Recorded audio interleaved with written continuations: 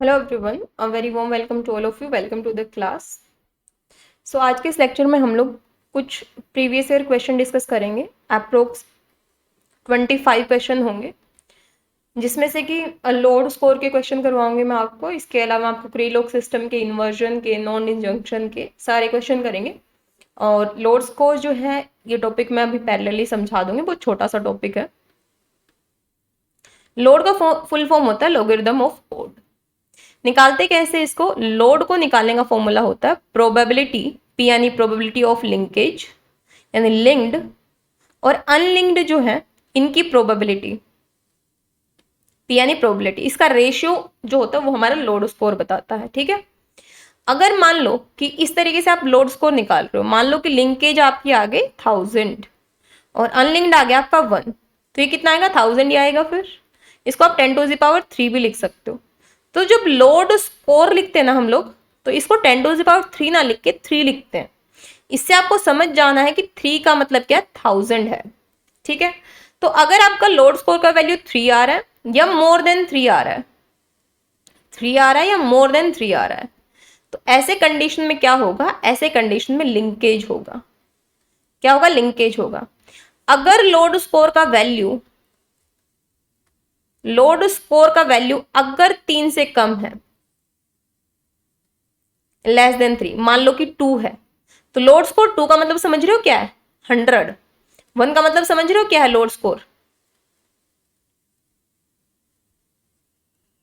10। ठीक है, तो अगर ये है तो तब हमारा अनलिंक्ड होगा, या आप कह सकते हो इंडिपेंडेंट असोर्टमेंट होगा।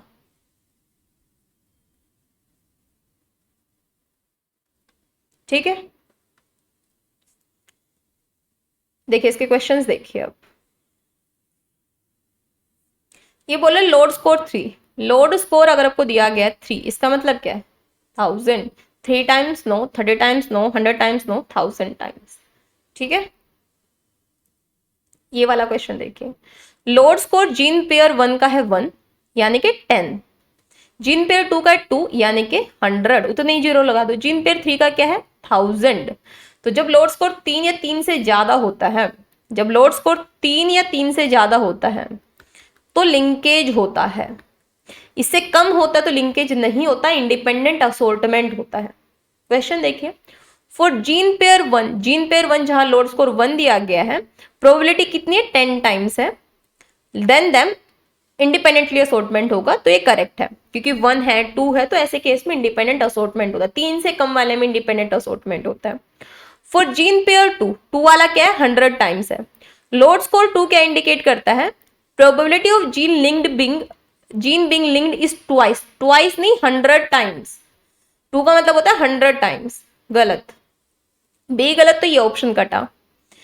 The gene of pair 1 and pair 2, pair 1 और पेयर 2 क्या है? लोड स्कोर 1 और 2 है। Can be considered as linked? नहीं।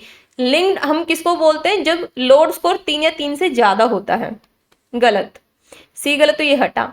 जीन ऑफ पेयर 3, पेयर 3 का लोड स्कोर कितना है? 3। इसको हम लिंक्ड बोल सकते हैं? बिल्कुल। 3 या 3 से ज्यादा अगर लोड स्कोर हो तो लिंक्ड होता है। तो ए और डी स्टेटमेंट जो है करेक्ट हो जाएगा। ठीक है, अगला देखिए। अ पेडिग्री शोन बिलो डिपिक्ट। अब पूरा क्वेश्चन में अगर आप नहीं पढ़ोगे ना, स्टेटमेंट भी अगर आप देख लोगे, देखिए सी वाला स्टेटमेंट देखिए। If LOD score come out be 3, अगर लोड स्कोर 3 है तो इस कंडीशन में क्या इंडिपेंडेंट असोर्टमेंट होगा? नहीं। 3 से कम वाले में इंडिपेंडेंट असोर्टमेंट होता है, 3 या 3 से ज्यादा वाले में लिंकेज होता है। तो ये ऑप्शन हो गया गलत। तो जैसे सी ऑप्शन कटता है आपका, ये कट गया। लोड स्कोर अगर आपका 1 है, ठीक है, लोड स्कोर अगर आपका 1 से कम है तो उस कंडीशन में क्या होगा? लिंकेज होगा? नहीं। लिंकेज कब होता है? जब 3 या 3 से ज्यादा होता है। 1 है, 0 है, ऐसे कंडीशन में इंडिपेंडेंट असोर्टमेंट हो सकता है, लिंकेज नहीं। तो ये स्टेटमेंट भी हो गया आपका इनकरेक्ट। डी स्टेटमेंट इनकरेक्ट हुआ तो एक ऑप्शन बचता है ए और बी। इसको भी मैं आपको समझा देती हूं। देखिए यहां पर देखिए डी और M1 एक साथ है, स्मॉल डी और M2 एक साथ है। ठीक है, और बॉक्स देख लो, ये ऐसा बॉक्स है। तो जब कैपिटल डी M1 के साथ में है, स्मॉल डी M2 के साथ में है, तो ऐसा बॉक्स आपको बीमारी वाला देखने को मिलेगा। स्मॉल डी जब M2 के साथ में है तो ऐसा बॉक्स आपको बीमारी वाला देखने को नहीं मिलेगा। यही कंडीशन अगर आपको मिल जाती है कहीं पर तो वो लिंकेज है, ठीक है, एज इट इज पेरेंटल वाली। तो आप यहाँ पर देखिए M1 है, M1 के साथ क्या आता है कैपिटल डी, लिख दिया हम लोगों ने कैपिटल डी, ठीक है। तो कैपिटल डी और M1 है तो बीमार होगा, हमें पता है, चलो ये बीमार होता है। नेक्स्ट है M1, M1 है तो M1 के साथ क्या आता है कैपिटल डी, लेकिन कैपिटल डी और M1 साथ में तो बीमार होना चाहिए था, बीमार नहीं हुआ, तो ये वाला हमारा अनलिंक्ड है, ये वाला अनलिंक्ड है, स्टार मार्क कर देती हूं मैं। यानी जब ये कंडीशंस होंगे ना तो यहाँ पर डी और M1 है, ये बीमार होना चाहिए था, बीमार है नहीं, तो यानी ये तो अनलिंक्ड है, ये वाला काट देती हूँ मैं, ठीक है।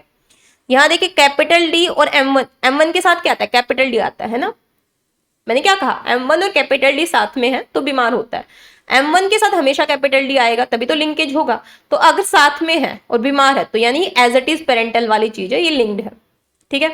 आगे देखिए यहाँ पर दो लिंक्ड मिल गए अब तक हमें।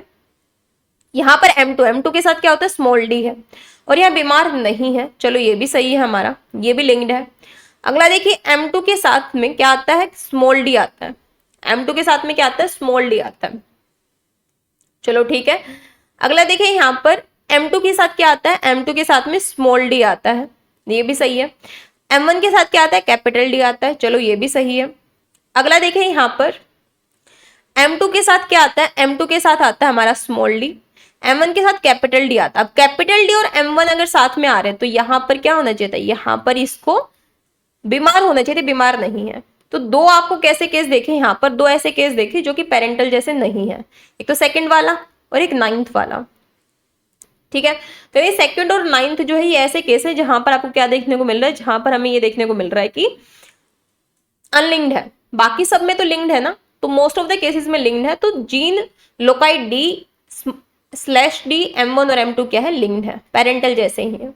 Recombinant frequency between the two loci 24%, कितनी है रिकॉम्बिनेंट फ्रीक्वेंसी 20% है,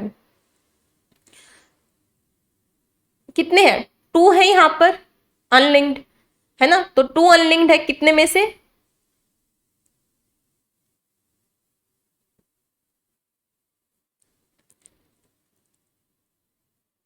टोटल 10 में से, तो कितनी हो जाएगी 20%, ठीक है। तो ये करेक्ट है, तो ए और बी स्टेटमेंट इसका करेक्ट हो जाएगा, ठीक है। आगे देखिए human polydactyly trait having extra finger और toes are caused by a dominant allele. In a screening it was found that total 42 individual है, 38 पॉलीडैक्टिलिटी शो कर रहे हैं, इसको निकालोगे तो ये 90% समथिंग आएगा, तो 90% यहाँ पेनिट्रेंस है, ठीक है। अगला देखिए ये वाला क्वेश्चन बहुत इजी है, थोड़ा सा दिमाग लगाना है यहाँ पे।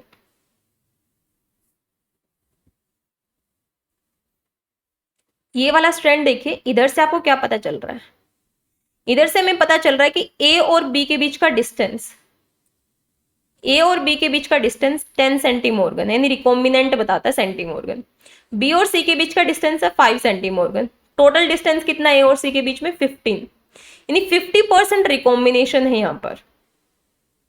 बाकी 100 में से कितना बचा 85% पेरेंटल है।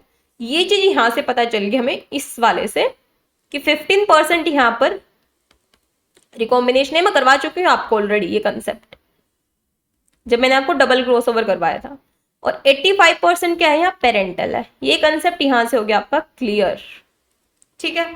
आगे देखिए इन्होंने क्या किया, क्रॉस करवाया किसके बीच में, इसके बीच में और इसके बीच में। अब अगर क्रॉस करवाया है तो देखिए a plus B plus C, नीचे वाला भी a plus B plus C है, तो एक गैमेट आएगा यहां से a plus B plus C F1 में, दूसरे वाला ए बी सी प्लस है, ए बी सी प्लस है, तो यहां से भी एक गैमेट आ गया ए बी सी प्लस, तो ये F1 प्रोजेनी हमें मिल गई, ठीक है। फिर क्या बोल रहे हैं, F1 को हमने टेस्ट क्रॉस करवाया, टेस्ट क्रॉस यानी रेसेसिव के साथ क्रॉस करवाया, ए बी सी रेसेसिव के साथ क्रॉस करवाया, assuming that there has been no double crossover, और ये टोटल कितने 1000 है, और ये बोल रहे हैं यहाँ कोई डबल क्रॉसओवर नहीं है, तो ये वाला ए बी सी स्ट्रैंड तो सब में ही जाएगा, यानी नीचे वाला स्ट्रैंड तो सब में ही जाएगा, तो मैं केवल एक गैमेट के बारे में बात करूंगी। अब अगर मैं एक गैमेट के बारे में बात करूँ तो मैं 1000 प्रोजेनी लेके नहीं चलूंगी, 1000 दो गैमेट्स के लिए हैं, एक के बारे में बात करूँ तो यहाँ मैं 500 लेके चलूंगी, हाफ लेके चलूंगी। तो अब जितना हम देखेंगे रिजल्ट 500 के हिसाब से देखेंगे, क्योंकि मैं एक ही गैमेट के हिसाब से आपको आंसर करवाऊंगी, ठीक है, क्योंकि ए बी सी तो सब में ही है। अब देखिए पहले वाला देखिए, ए प्लस बी और सी प्लस, ये वाला कब मिलेगा? ये देखिए, जब आपका ए और बी के बीच में क्रॉस होगा तो ए प्लस बी सी प्लस मिलेगा आपको, है ना। और ए और बी के बीच का डिस्टेंस कितना है? 10।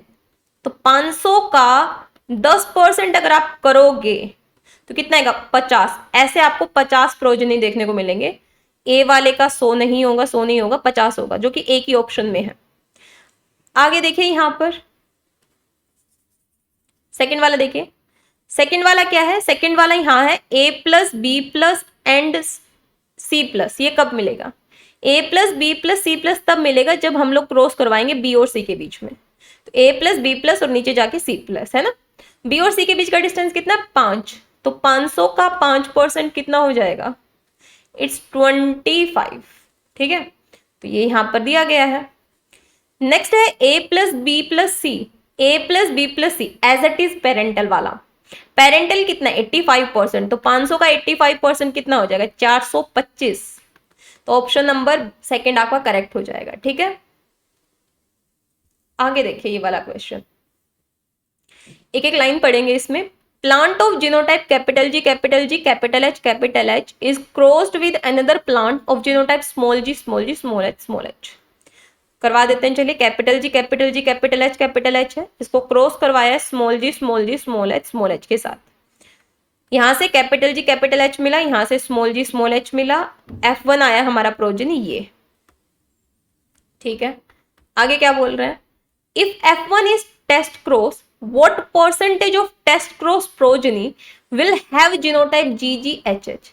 अब ये बोल रहे हैं अगर हम लोग इस F1 प्रोजनी को जो हमें मिला है इसको मैं टेस्ट क्रॉस करवा दूं तो कितने प्रोजनी ऐसे होंगे जो कि स्मॉल एच शो करेंगे। कब? When 2 gene are unlinked. पहले बोल रहे हैं कि 2 जीन अनलिंक्ड है। टेस्ट क्रॉस के लिए होमोजाइगस रिसेसिव को क्रॉस करवाना पड़ता है, तो करवा दिया। अब ये बोल रहे हैं कि अगर अनलिंक्ड है तो इस कंडीशन में कितने प्रोजनी के पास में स्मॉल एच होगा। देखिए देख लेते हैं।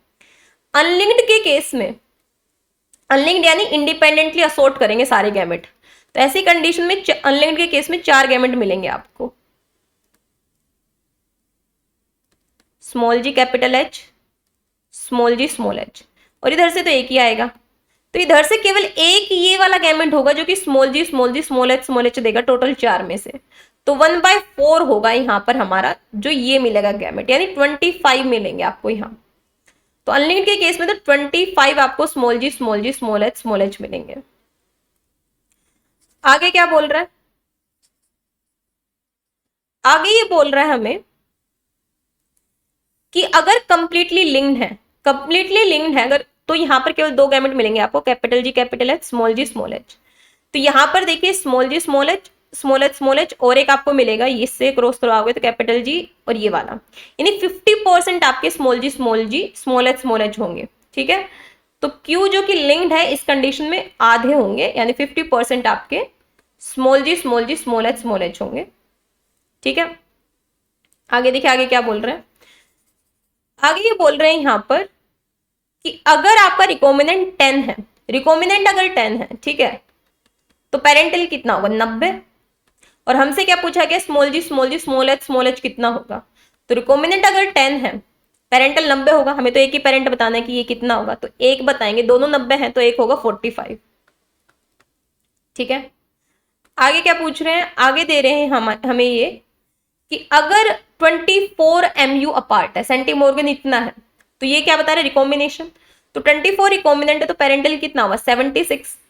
ये दोनों पेरेंट 76 हैं तो हमें तो एक ही बताना है, तो 76 का आधा कितना हो जाएगा? 38। मैच कर लो कहाँ है? P25, Q50, R45, S38 केवल एक ऑप्शन में, that is option number B. तो ऑप्शन नंबर बी इसका करेक्ट हो जाएगा।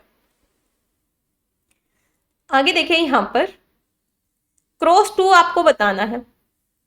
सबसे पहले मैं F1 प्रोजनी उठाती हूँ।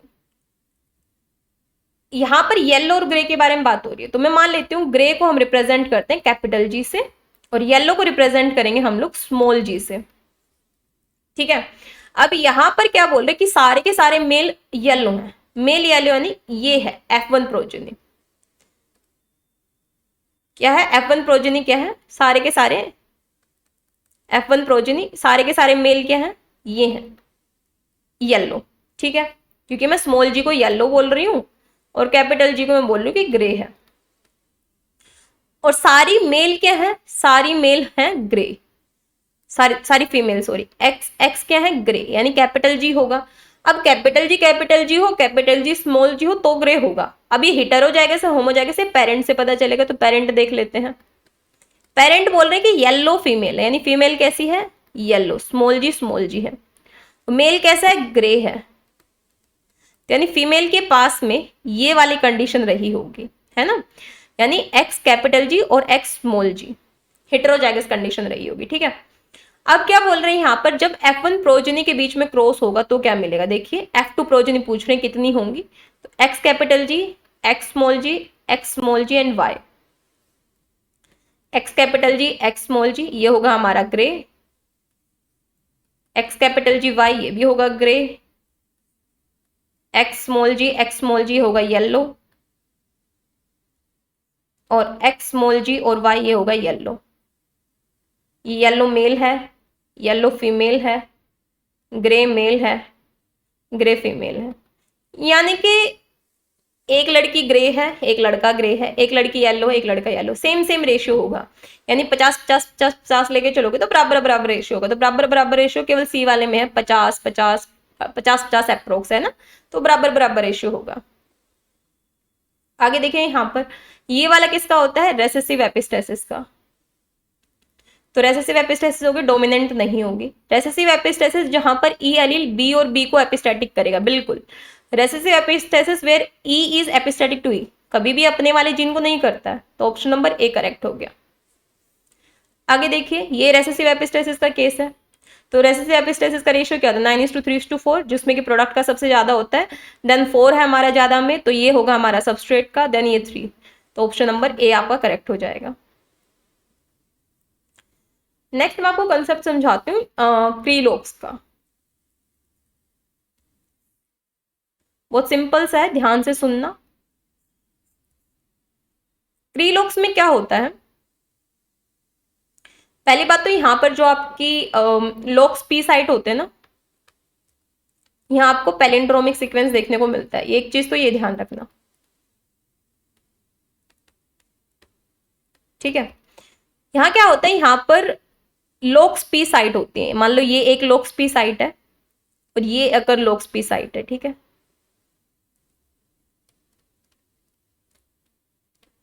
बीच में कोई जीन है, तो क्री एंजाइम आएगी, इसको रिकॉग्नाइज करेगी, ठीक है।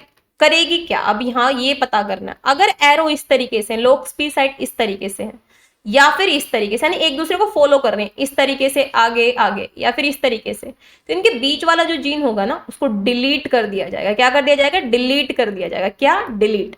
एरो ध्यान रखने हैं बस आपने, क्या कर दिया जाएगा, डिलीट। एरो ध्यान रखिएगा, अगर इस तरीके से है तो इनके बीच वाला जीन डिलीट होगा, इस तरीके से भी है तो भी डिलीट होगा, तो इस कंडीशन में होता है डिलीशन। अगर मान लो कि इस तरीके से इसका मुंह एक दूसरे को फेस कर रहा है और बीच में कोई जीन है, तो बीच वाले जीन को क्या कर दिया जाएगा, इन्वर्ट कर दिया जाएगा। क्या कर दिया जाएगा, इस तरीके से GENE इन्वर्ट किया जाएगा। क्या होगा, इन्वर्ट। एरो ध्यान रखना है। ट्रांसलोकेशन भी होता है, डिलीशन, इन्वर्जन, ट्रांसलोकेशन यहाँ देखने को मिलता है। एरो बस आपने ध्यान रखने, इसी से आपके क्वेश्चंस बन जाएंगे। ये देख सकते हो आप यहाँ पर, इन्वर्जन कब हो रहा है, जब इस तरीके से, देखिए इस तरीके से आमने सामने फेस है तो इन्वर्ट हो गया। इस तरीके से फेस है, या तो फिर इस तरीके से होता तो बीच वाला जीन क्या होता, ये वाला जीन डिलीट होता, और ये ट्रांसलोकेशन है, ठीक है। तो क्वेश्चन देखिए अब आप, ये आई थिंक 2022 में पूछा गया क्वेश्चन है। इनकरेक्ट स्टेटमेंट आपसे पूछा गया है। When locks p site flanking a test sequence oriented in same direction, अगर locks p site same direction में, इस तरीके से सेम डायरेक्शन में मूव है, तो क्या होता है, इस कंडीशन में इन्वर्जन होता है, तो इन्वर्जन होगा, करेक्ट है बिल्कुल। locks p site in inverted orientation, अगर locks p site inverted orientation में है तो क्या करवाते हैं, इन्वर्जन, बिल्कुल इन्वर्जन करवाती है। locks p site को रिकॉग्नाइज कौन करता है, क्री रिकॉम्बिनेशन, बिल्कुल। पैलिंड्रोमिक सीक्वेंस होता है, बिल्कुल देखने को मिलता है यहाँ। Locke's peak system can not be used to generate translocation, बिल्कुल यूज होता है ट्रांसलोकेशन के लिए भी। तो ये वाला स्टेटमेंट हो जाएगा इनकरेक्ट। तो डी स्टेटमेंट इनकरेक्ट है, इनकरेक्ट ही पूछा गया है। आगे देखिए यहाँ पर देखिए इस तरीके से एरो है, ये वाला ऐसे है, ये वाला ऐसे है, यानी इस तरीके से एरो दिया गया है, बीच में बी जीन है। तो इस तरीके से जब एरो इन्वर्टेड है, एक दूसरे की तरफ फेस है सेम डायरेक्शन में, तो बी वाले जीन को इस कंडीशन में जब ऐसे एरो होते हैं तो इन्वर्ट किया जाता है, तो बी जीन यहाँ इन्वर्ट होगा, सी ऑप्शन करेक्ट हो जाएगा।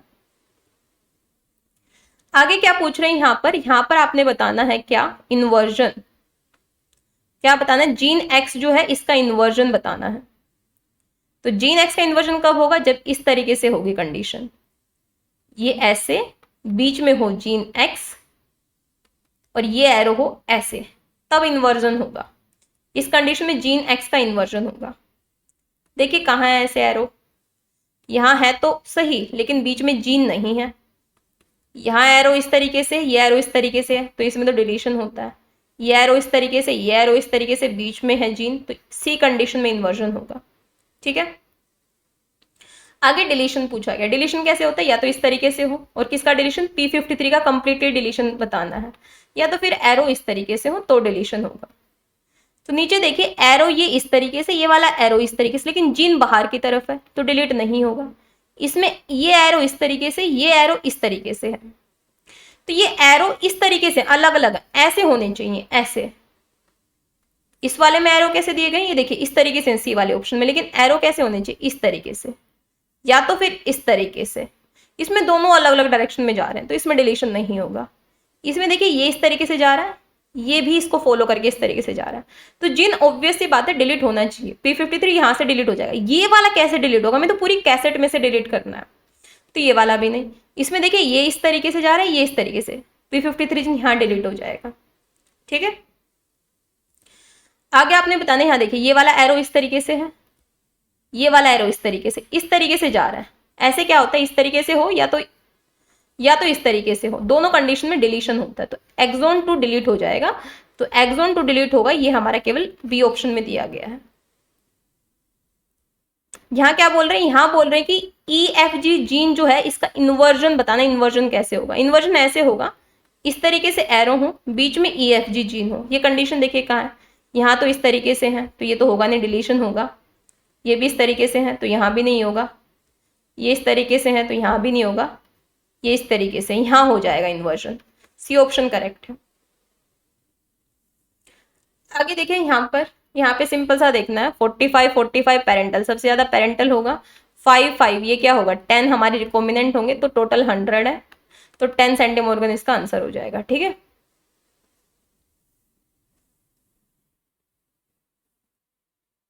ज्यादा टाइम मैं इसलिए नहीं ले रही क्योंकि मैंने सारे कंसेप्ट आपको करवा रखे हैं। ये वाला क्वेश्चन आपने देखना है, ये देखो पहला ऑप्शन देखो, क्या P1 और P2 मिलके F3 बना पा रहे हैं। P1 में देखो यहाँ पर बेंड है, F3 में देखो यहाँ पर बेंड है, P2 में यहाँ पर बेंड है, F3 में यहाँ बेंड है, P1 में यहाँ पर बेंड है, F3 में तो यहाँ कोई बेंड ही नहीं है, तो ये तो गलत है। दूसरा देखो अभी यहाँ पर, क्या P1 और P2 मिलके F1 बना पा रहे हैं। थर्ड ऑप्शन देखिए, P1 और P2 मिलके क्या F1 बना पा रहे हैं, देख लेते हैं। P1 में यहाँ पर बेंड है, F1 में यहाँ है, P2 में यहाँ है, F1 में यहाँ है, P1 में यहाँ है, F1 में यहाँ है, P2 में यहाँ है, F1 में यहाँ है, P1 में यहाँ है, F1 में यहाँ है, P2 में यहाँ है, F1 में यहाँ, नीचे तीनों ही खाली है, बिल्कुल बना पा रहे हैं, तो C option is the correct one. आगे देखिए,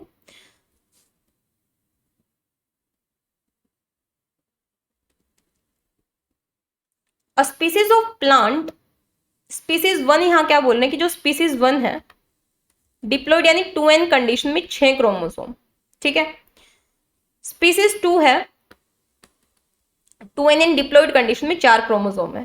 पहले बोल रहे हैं ऑटो ट्राइप्लॉयड, ट्राइप्लॉयड यानी ट्राई यानी 3n, और स्पीसीज 1 में अगर 3n कंडीशन देखे, 2n तो 6 है, n कितनी होगी 6/2 = 3, यानी हैप्लॉयड होगी, हैप्लॉयड में 3 क्रोमोसोम होंगे, तो ट्रिप्लॉयड में कितने होंगे, तो n + n + n, ये क्या हो गया 3n, तो ट्रिप्लॉयड में कितने होंगे, ट्रिप्लॉयड में होंगे 3 + 3 + 3 9 होंगे।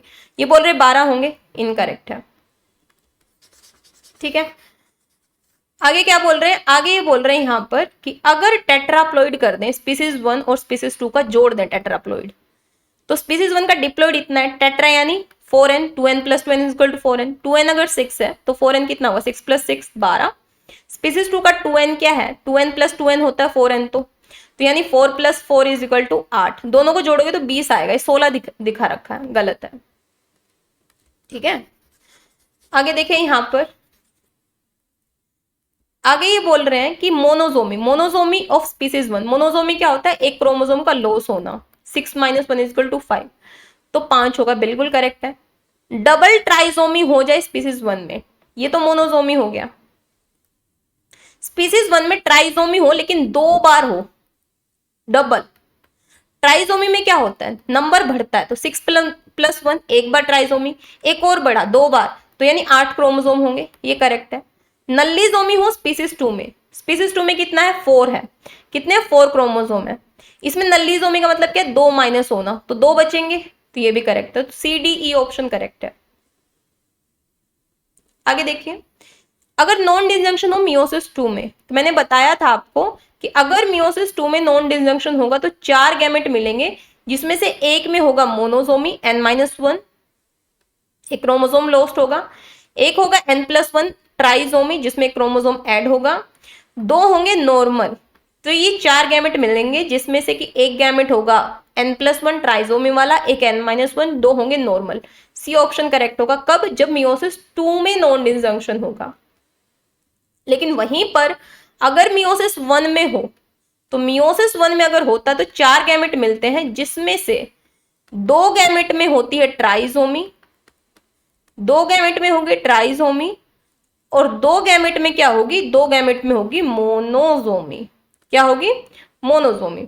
तो यहाँ क्या है, दो गैमेट में होगी ट्राइजोमी, 2 गैमेट में होगी मोनोजोमी। ठीक है, तो यहाँ पर देखिए ऑप्शन क्या है, 2 gamete will be n+1 and 2 will be n-1, तो ऑप्शन नंबर 1 इसका करेक्ट हो जाएगा। आगे देखिए यहाँ पर आपको ये बताना है जेनेटिक डिसऑर्डर किस मार्कर की वजह से है। ये पेरेंट दिए गए हैं P1 और P2, ठीक है, फिर यहाँ पर ये 1 2 3 4 5 6, ये यहाँ पर 6 दिए गए हैं। ठीक है, देखिए M1, ये 1 वाला जो है 1 1 2 3 4 5 6 दिए गए ना, ये दिए गए 1 2 3 4 5 6 6 तक 1 2 6 दिए गए। तो 1 वाले में बीमारी है, बिल्कुल ब्लैक कर रखा है, जिसमें M1 और M2 मार्कर काम कर रहा है। ठीक है, सबसे पहले देखते हैं बीमार कौन सा नहीं है, 3 वाला बीमार नहीं है, तो 3 वाले में M1 मार्कर है और M4 मार्कर है 3 वाले में। ठीक है, 4 वाला भी बीमार नहीं है, 4 वाले में M3 मार्कर है और M4 मार्कर है। इसका मतलब क्या है, M1 और M4 मार्कर 3 वाले में बीमार नहीं, यानी M1 भी बीमार नहीं कर रहा और M4 भी बीमार नहीं कर रहा। ठीक है, 4th वाले में देखिए M3 और M4 है, यानी M3 भी बीमार नहीं कर रहा। पहला दूसरा पांचवा छठा बीमार है यहाँ पर, तो पहले वाले में M1 M2 मार्कर है, दूसरे वाले में देखिए M2 मार्कर है, पांचवे वाले में भी M2 मार्कर है, छठे वाले में भी M2 मार्कर, यानी M2 marker is responsible for this disorder. ठीक है, ये वाला क्वेश्चन देखिए यहाँ पर, ये बोले कि एंडोस्पर्म 6n है। ठीक है, अब एंडोस्पर्म क्या होता है, एंडोस्पर्म होता है ट्रिप्लोइड, एंडोस्पर्म क्या होता है triploid, 3n is equal to 6। ठीक है, तो हैप्लोइड क्या होगा, हैप्लोइड होगा 2। ठीक है, अब क्या बोल रहे हैं यहाँ पर, हमने क्या किया, F1 सीड को बैक क्रॉस करवाया पेरेंटल 1 के साथ में, पेरेंटल 1 के साथ में क्या करवाया, बैक क्रॉस करवाया। अब हमें पता है कि पेरेंट हमारे हैप्लोइड होते हैं, क्या होते हैं, हैप्लोइड होते हैं। जैसे आपने देखा होगा स्पर्म हैप्लोइड है, एग हैप्लोइड है, दोनों मिलकर डिप्लोइड जाइगोट बनाते हैं। तो पेरेंट के साथ अगर करवाओगे तो पेरेंट हमारा हैप्लोइड होता है, हैप्लोइड हो गया हमारा 2, तो 2 इंटू 2 कितना होगा, 4 होगा हमारा, तो यानी नेक्स्ट जनरेशन 4n होगी। ये वाला क्वेश्चन देखिए, यहाँ पर आपको जेनेटिक डिस्टेंस पूछी गई है। जेनेटिक डिस्टेंस का मतलब है क्या पूछा गया, रिकॉम्बिनेशन पूछा गया है।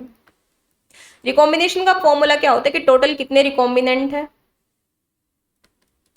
अपॉन में टोटल कितने प्रोजेनी है इंटू 100। रिकॉम्बिनेंट कितने, सबसे ज्यादा जो होंगे तो पेरेंटल होंगे, कम वाले रिकॉम्बिनेंट होंगे, तो 50 रिकॉम्बिनेंट है, टोटल प्रोजेनी 400 है, इंटू 100 करोगे तो ये आपका आएगा 12.5, यानी ऑप्शन नंबर फर्स्ट करेक्ट होगा।